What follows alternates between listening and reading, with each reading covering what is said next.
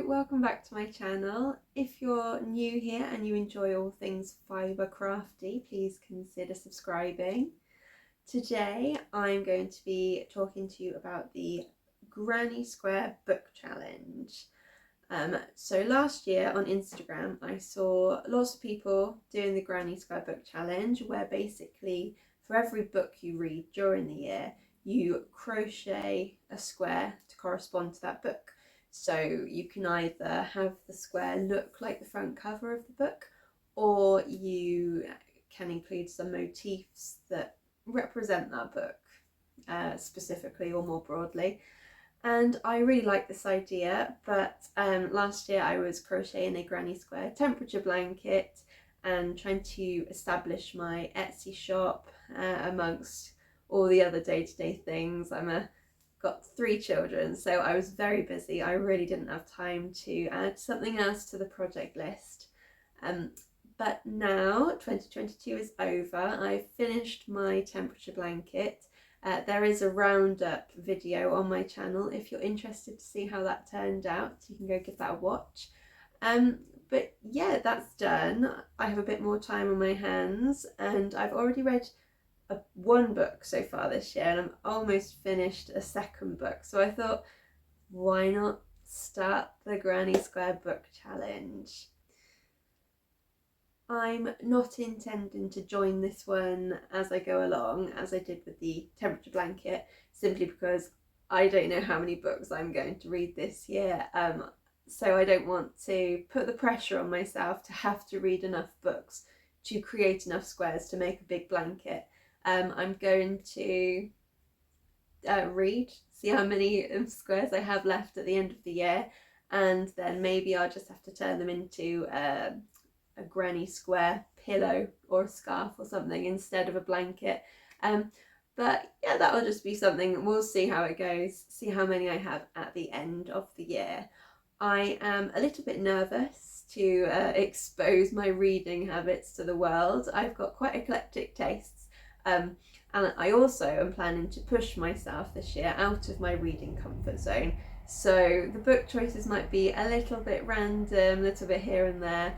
Please don't judge me based on one square because next week I might read something which is completely different. And I think that'll make for a fun blanket at the end of things, hopefully. So today's video is just a general introduction to what the Granny Square Book Challenge is.